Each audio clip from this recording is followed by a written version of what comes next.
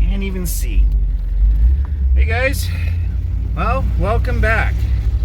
And yeah, we're in another customer's car that she needs a lot of help. Jeez Louise. So this is a 64 Coupe Deville convertible. Well, not Coupe Deville, Deville convertible. And it's got some options, but we're just taking it for a test drive right now. And okie dokie, she red, very red. But yeah, I wanted the top down, but the top doesn't want to go down. It started making noises and just kind of gave out, so there's something going on with that. She's surging a lot. I mean, she is just, yeah, she is surging really badly. So let me see here. Okay, she doesn't brake very well. I think she had a disc brake conversion. I know it just, I don't know, it feels like maybe she needs to be bled. She's not surging as much right now, but yeah, these brakes are just horrible. Okay.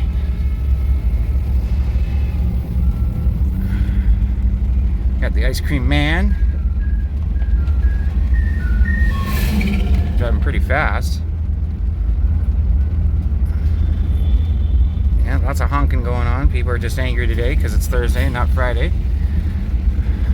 But let's get her into the back and check her out.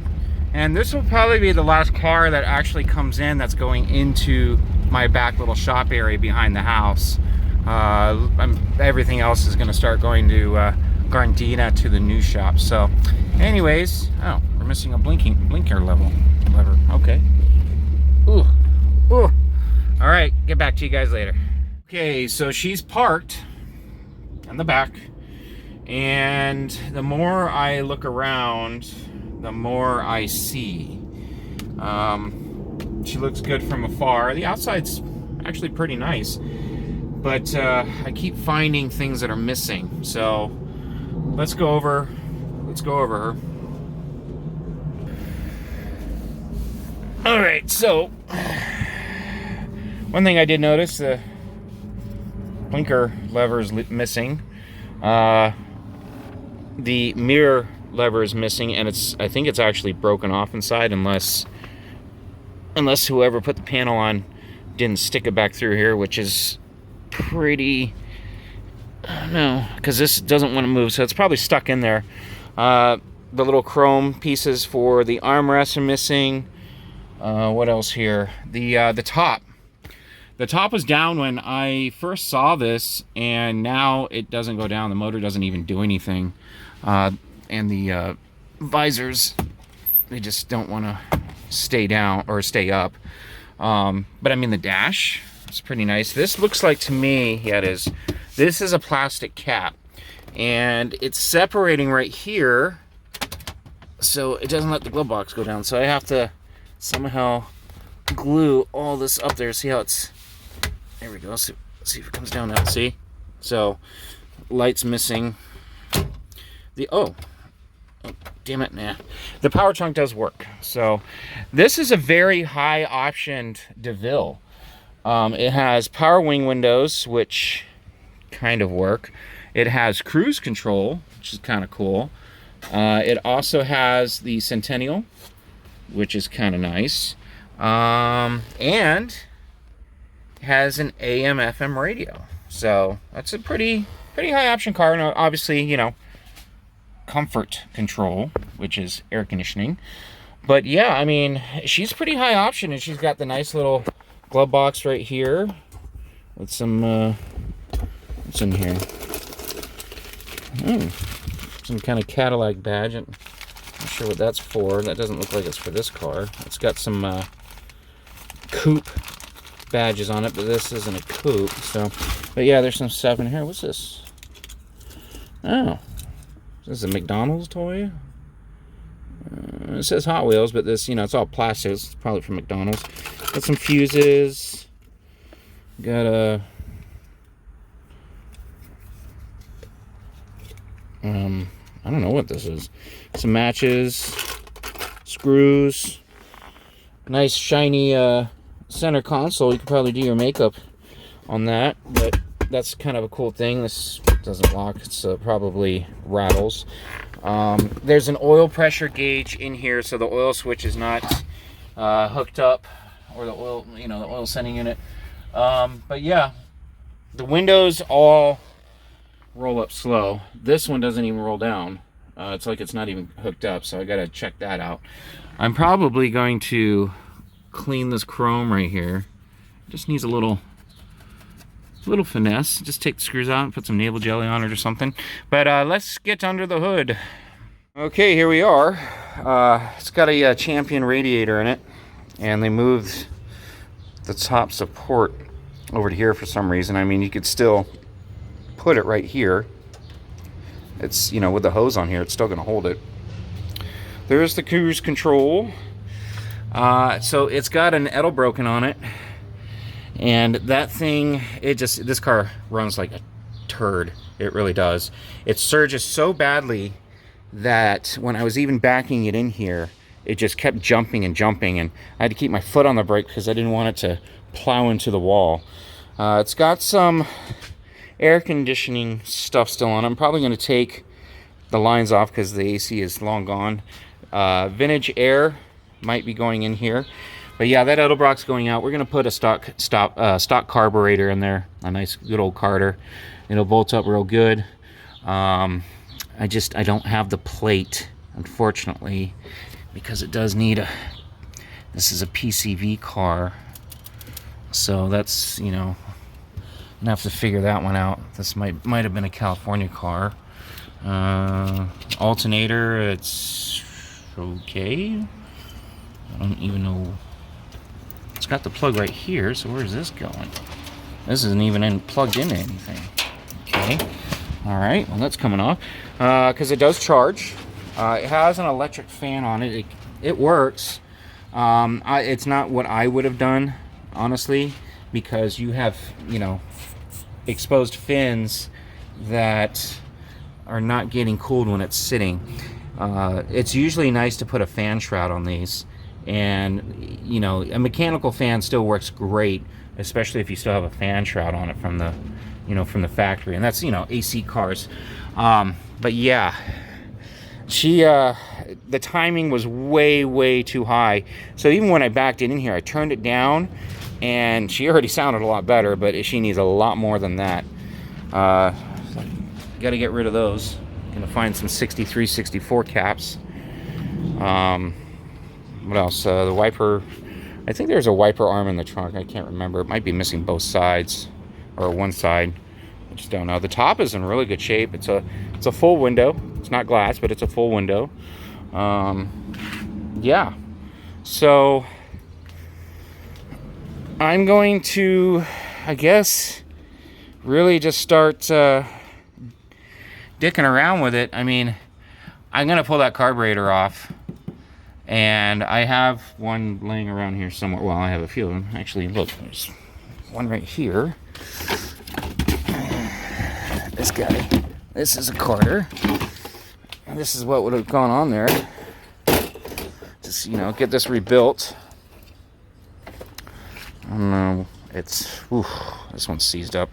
But my carburetor guy in Linwood is pretty good. Alpha carburetors that do fantastic work. She's missing the little chrome that goes on the top right here. The grill is actually not that bad. It's pinched up right here, and I don't know. Oh yeah, she needs to come down. She's missing a bolt or something, or she just needs adjustment, which you've seen. If you've seen the older videos, you've seen me do it a million times. But yeah, so I am probably not going to really mess with anything until I get some parts in. And the first thing is doing a carburetor, because there's no point tuning it with that carburetor on there. So anyways, I'll get back to you guys later on. Okay, so it's the next day, and I decided to mess around with it a little bit and just see if I could get it running just a little bit better. And 80% better. And it was just a couple things. I mean, we still got to change out the carburetor, and I'll tell you why. The Edelbroken is broken. But yeah, let me show you what I did and how she's running so far. Okay, so one thing I do love about 63 and 64 is that this bottom panel, you know, comes off. Oops, that's fine. And you can gain the ignition switch a lot easier. Now, someone did change this over to like a newer style. At least it looks like it, unless someone just changed all the wiring.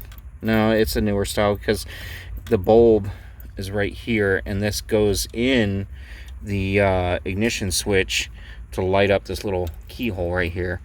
But you'll see this wire right here, and that's obviously because the resistor wire was still hooked up. And with Petronics, you do not do that because you can burn out the Petronics. Petronics loves 12 volts. But let me just start her up right now. Okay. Oop. But yeah.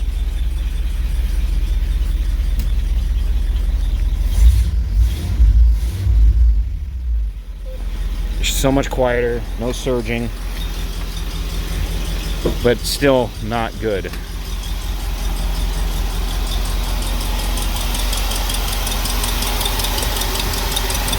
Seems like she might have a ticker, but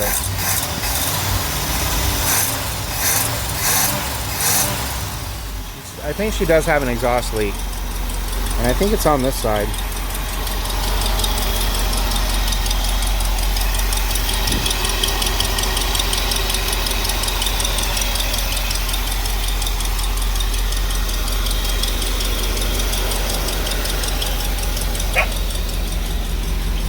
Turn her off real quick. Okay, so here's something about this carburetor. This idle screw right here, zoom in here a little bit more. There we go. This idle screw right here is not doing anything. I put it all the way in, all the way out, didn't change nada. This one still works. So this carburetor is definitely jacked up. You know, because you should be able to adjust both idler screws and get some kind of a change. The new coil is right there, and like I said, I just got a jumper wire running into the into the ignition switch for now. And then what I'm going to do is I'm just going to, you know, fish it through somewhere and just hook it back up. But yeah, I mean, she is not surging now. It's just amazing, night and day difference, but still not running great. She still vibrates a little bit, and obviously that adjustment not doing anything is an issue. So one thing also is that when this had a Carter on it, this was probably a California car, but it's missing the spacer, and that's a PCV spacer that this would go into. So now I need to source that spacer. It also, the spacer actually helps get heat away from this carburetor, because those intake manifolds get really hot. But we're getting there, and we still have a whole laundry list of stuff. I got the top down. I had to help it a lot. It seems like the fluid is really low, but maybe the ramrods are not working.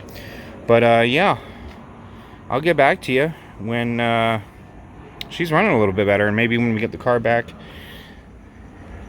This is probably one of the cars we might rebuild, and you'll see a difference obviously when it's done.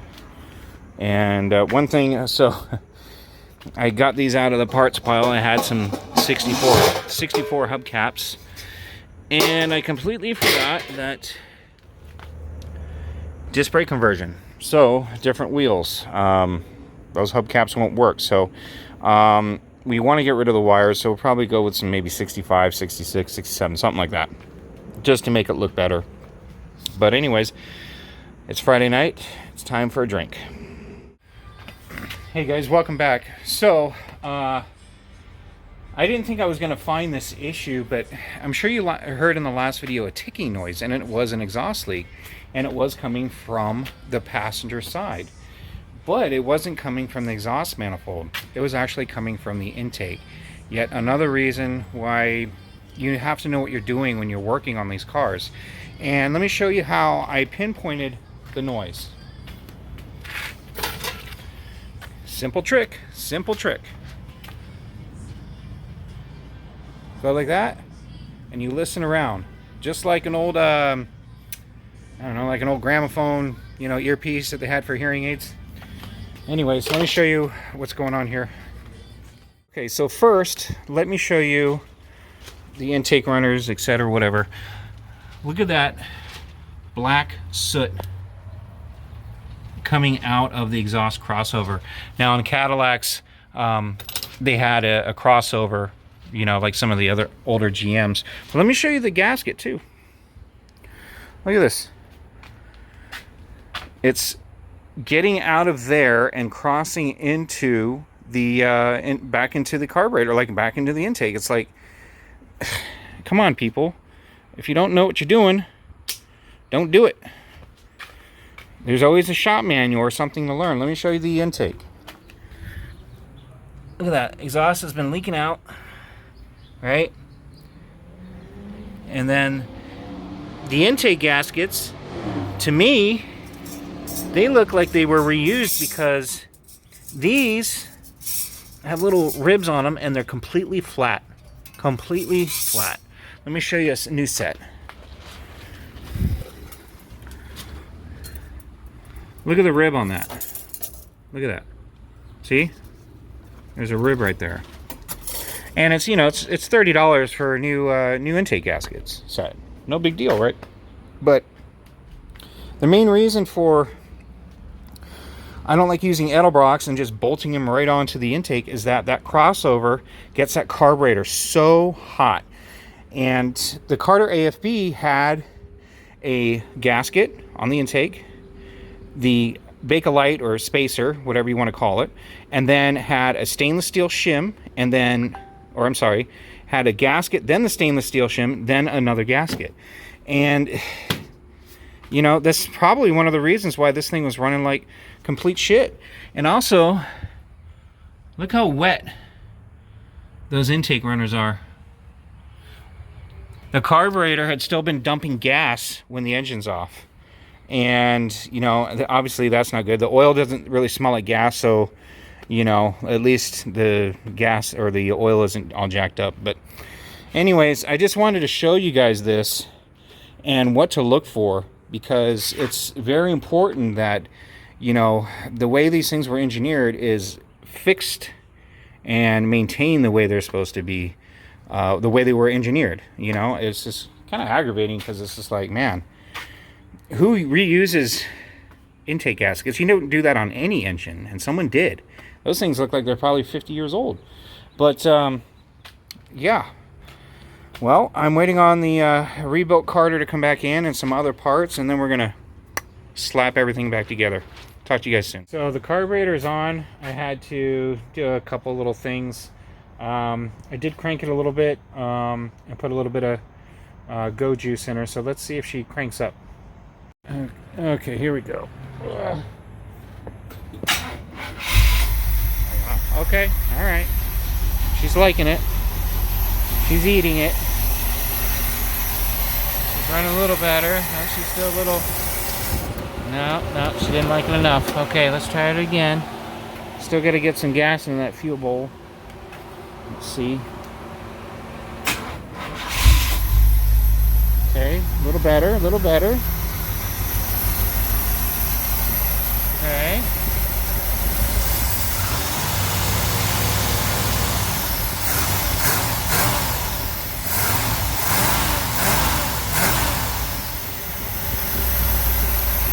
Wow, okay.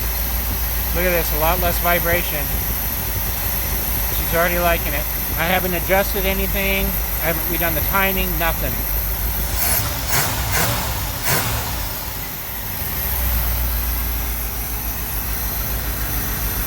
So this sounds so much better. It's amazing. I had to come up with a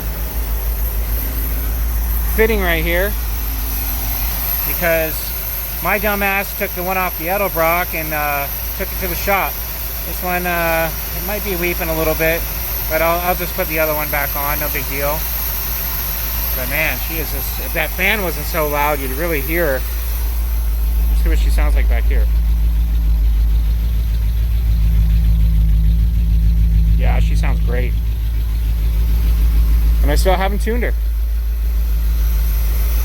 But that just goes to show you, Cadillac engineered their shit right. You don't take all that shit off and then throw an Edelbrock and then be like, oh, it's okay. No, it's not. So many people have problems with that, especially on 63 and under with the TV rods. Luckily, this is 64 with a turbo 400 on it, so it just has the vacuum for the vacuum modulator down to the transmission. But man, oh man, is she running a lot better. All right, guys, that's it for tonight. You'll see more progress later on. All right, guys, welcome back. It's been about a week, and I've done some stuff that maybe I should have showed on video. I don't know. But let me show you what I've been doing and what's going on. The engine is running way better now. I did a little more tuning and all that. I haven't driven her yet, but yeah, she is just running way better. So let me show you what's going on now. Okay, so you might be wondering, oh, the dash cap is off. Yeah. So I'm doing wiring right now, and the first thing I wanted to really dive into, at least in the dash, because I did diagnose some window issues, and we have a new switch coming in, but the switch, or at least this one's not too bad. But, and I didn't take any video of this, but you take this off and you take the boot off, and obviously all the wiring's back there, and 8 times out of 10 it's the wiring in here. So the wiring gets brittle and it actually breaks. So obviously then you're not going to be able to control your other windows and whatnot. And then after that, it's usually the switch. Now, I did all that because that 1/4 window would not go up and down. So I went through everything, and then I found out the window was a little stuck, so I lubed it up, and now she runs, well, I'll show you. The window goes up, and it goes down. All right, let me turn her off again. So let's get to the headlight switch.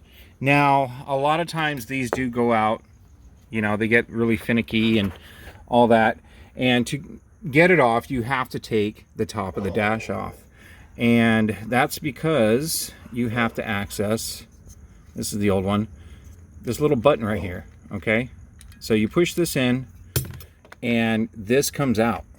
Okay, now this had a Centennial on it, so it's got this adjuster right here.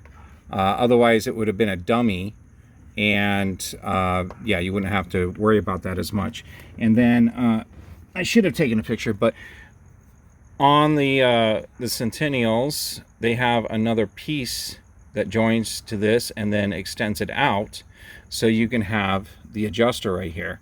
It's you know, you figure it out once you get there. But other than that, the harness and everything else is the same. It's just another little piece, like in a little dimmer or whatever, that controls this guy right here. So the headlights now, you can kind of see them. They have LEDs in them. They're a little too blue for my liking, but they're in there. And this switch works perfectly. So now the issue is there's no instrument lights. And I haven't gotten as far to check the fuse yet because none of them work. So I don't think it's a harness issue. It could be on the fuse, but this had to been done anyway. So now I'm going to go under there, check the fuse, all that stuff. And if it's not the fuse, then I'm going to obviously figure whatever else out. But yeah, so We got that door panel back on. It was off for a while. I lubed all the windows, all these windows. The vacuum locks are never going to work again. Someone had cut them right here, and I did hear a hissing sound, and that's where that was. But yeah, we're getting there. So like I said, she runs really well now. Let me just give her a couple pumps and turn her on. Yeah, runs great. The timing might still be a little bit high, but she just runs fantastic. So anyways, you guys, yeah, the easiest way to get anything in these dashes is just take the cap off. And this one had a plastic cover on it, but luckily the screws and everything on these are right here. There's a couple there. You got to take the A-pillar chrome off. There's some more screws right here, and then you just lift and pull, and you have access to all sorts of goodies in this car. Oh, did get a turn signal lever. It was actually missing on this car, and the threads were jacked up, so maybe that's why somebody just said, screw it. But we re-tapped it and got this in there from Cliff. So now we have a turn signal lever. Now the turn signals are kind of working, but not. I'm doing an LED conversion. Let me just turn this on right here. So for the taillights, I really recommend doing LEDs. Now you do have to obviously change out the flasher to a digital flasher, which is located under the dash, and I did have this out, but now I got to take it back out again because, oh, I forgot I had to put the digital flasher in here, because when you do LEDs, you cannot rely on the old flasher because it's resistor driven, and LEDs don't have resistors. So yeah, I'll get back to you on some more progress. Enjoy your 4th. Hey guys, welcome back. So it's been 3 weeks, but yeah, I've just been really busy, and I didn't take any more videos until tonight, which it's the 30th or something like that. But we've made some progress. Drove her. Did okay for a little while. And then the one of the floats inside the carburetor decided to not want to float anymore. And she almost broke down because she was just flooding. Like to even, she broke out in the alley back here. And just to get her started, I had to like floor it while cranking her just to get that gas through there. But let me show you a couple little updates and where I'm doing now, or what I'm doing now. And one important thing to do or to check for on a 64. I'll show you. Okay, so where I left you off last time, the dash pad was out. I was doing some electrical work and blah blah blah.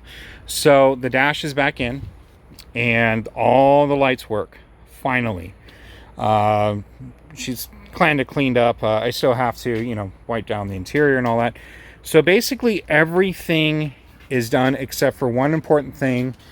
We have LED conversion back here to make these a little brighter. For some reason, she didn't like the LED bulbs up front. I don't know why. Hubcaps are on. But yeah, I mean, I at least polished these up and all that fun stuff. The engine has been cleaned up. I got rid of some of these weird wires and shit like that. Air cleaner is finally back on because I did tune her yet again. But she is just running top notch. But let me go down below and tell you something to look for on a 64. And it's something that's overlooked a lot, but there's major repercussions because of it. All right, let me finagle under here.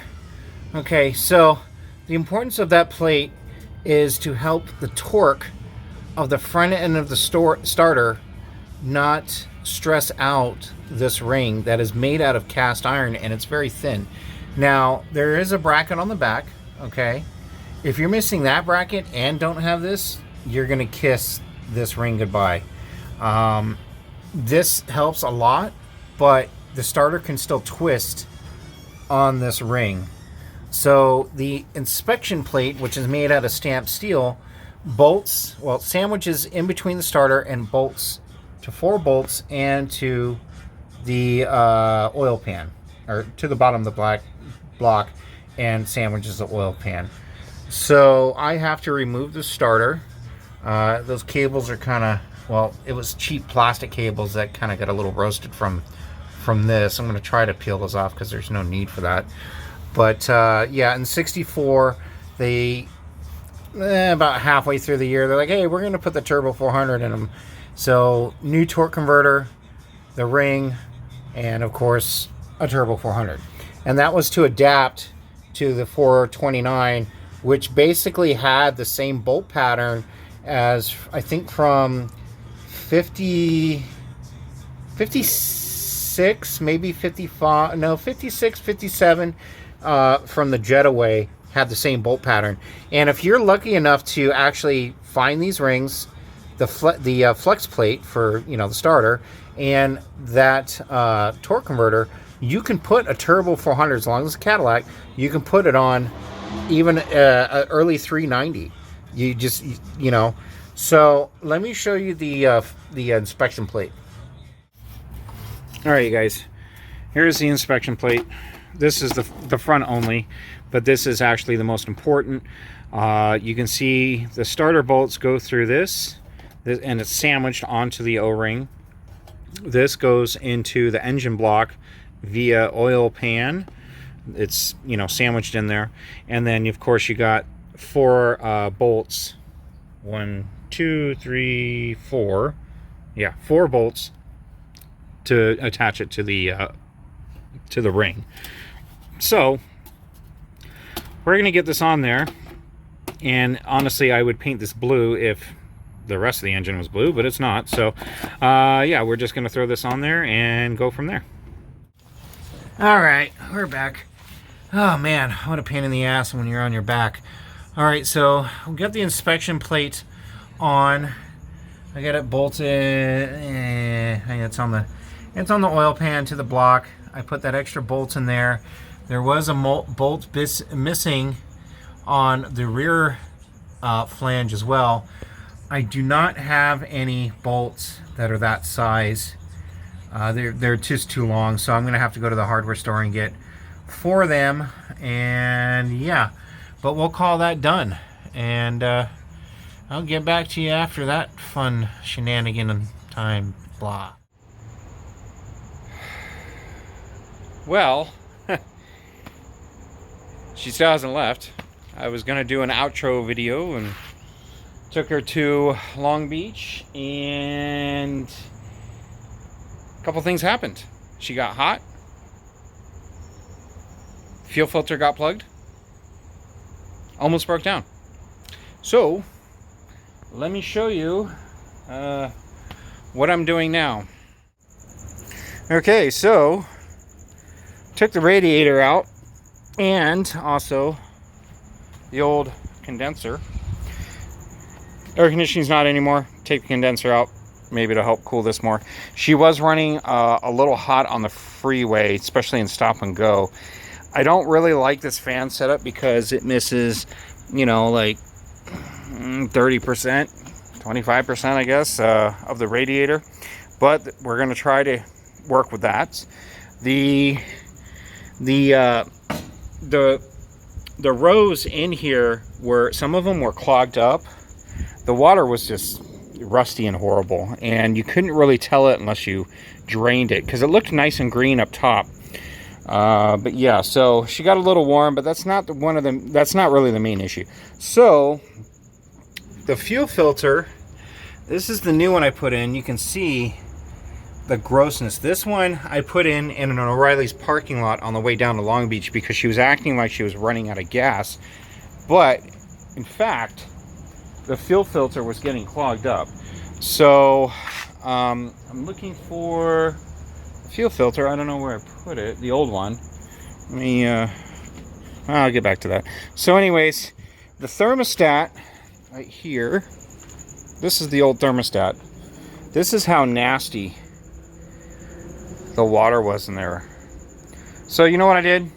Took that out, putting a new one in, flushing the system, all that fun stuff. So in there, make sure you sand, get rid of, or at least, well, get rid of your old gasket. But if you got a lot of pitting and stuff like that on these old cast iron water pumps, just get a nice power sander that's flat, clean it up real nice. I did this side, the housing, with a belt sander. So we're getting ready to put that back in. But I'm trying to figure out where to, oh, it's right here the whole time. Okay, so this,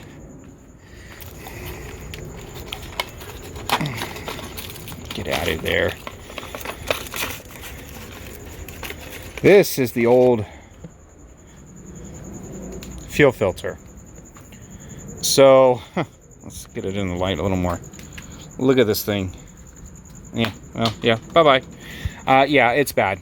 So, what I'm going to do now is, this tank is obviously rusty. So, just out of precaution, the fuel pump is new, but I'm probably just going to switch it out. It's 50 bucks. Switch that out. And the customer said just replace the tank. It needed a new sending unit anyway, so we're going to replace the tank. We're going to put a new sending unit. We're going to clean out the lines, replace the fuel pump, obviously another, again, fuel filter, and go from there. I'm going to do that at the shop, though, because I want to put it on a lift. But, so what I'm doing right now is just trying to get the cooling system nice, because she did go over half, just over half, which is a little warm for this car. They should be between a quarter and a half. That is nominal running temperature, as long as you have the right sending unit, the right ohms or whatever the hell it is. But I also used a gun, and she was at about 210 or so. So she was getting a little warm. So anyways, I am going to get this installed, the thermostat, put the radiator back in, and go from there. But I'll probably not video any of that, because, you know, you guys know all about that stuff. But I will get back to you when I'm at the shop this weekend, and we are checking out the gas tank and pulling it out, putting new one in, pulling out, pulling new one in. Yeah, I'm tired. It's hot. Talk to you soon. Well, she still hasn't left. I was gonna do an outro video and took her to Long Beach, and a couple things happened. She got hot, fuel filter got plugged, almost broke down. So let me show you what I'm doing now. Okay, so took the radiator out, and also the old condenser. Air conditioning's not anymore. Take the condenser out. Maybe it'll help cool this more. She was running a little hot on the freeway, especially in stop and go. I don't really like this fan setup because it misses, you know, like 30%, 25%, I guess, of the radiator. But we're going to try to work with that. The rows in here were, some of them were clogged up. The water was just rusty and horrible, and you couldn't really tell it unless you drained it, because it looked nice and green up top. But yeah, so she got a little warm, but that's not that's not really the main issue. So the fuel filter, this is the new one I put in. You can see the grossness. This one I put in an O'Reilly's parking lot on the way down to Long Beach, because she was acting like she was running out of gas, but in fact the fuel filter was getting clogged up. So I'm looking for a fuel filter. I don't know where I put it, the old one. Let me I'll get back to that. So anyways, the thermostat right here, this is the old thermostat. This is how nasty the water was in there. So you know what I did? Took that out, putting a new one in, flushing the system, all that fun stuff. So in there, make sure you sand, get rid of, or at least, well, get rid of your old gasket. But if you got a lot of pitting and stuff like that on these old cast iron water pumps, just get a nice power sander that's flat, clean it up real nice. I did this side, the housing, with a belt sander. So we're getting ready to put that back in, but I'm trying to figure out where to, oh, it's right here the whole time. Okay, so this,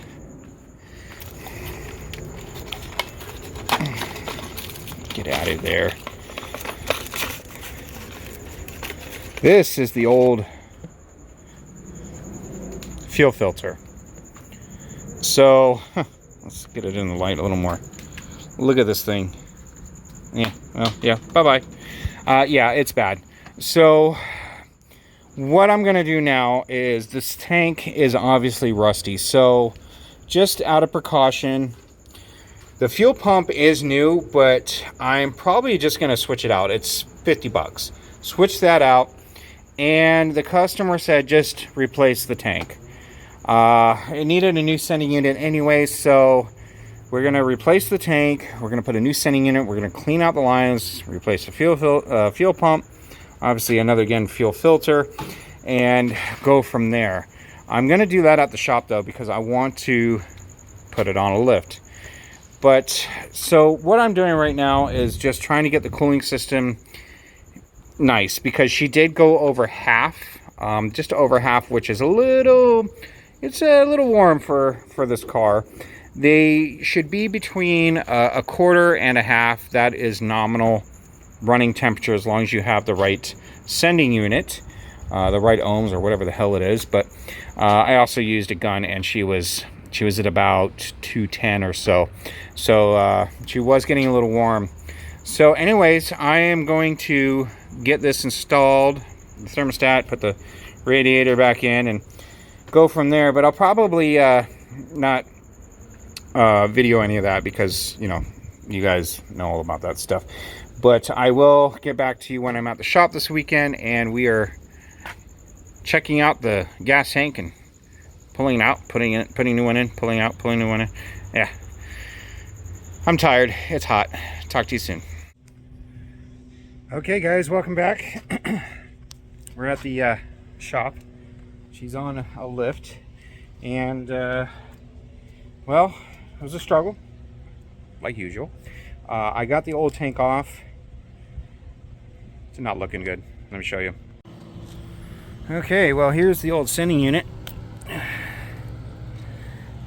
It's missing the float, and probably see why it wasn't reading. This is really, really bad. Got a new one of those, but the tank, let's show you, see if you can see the inside in here. Let's see, can you? Kinda.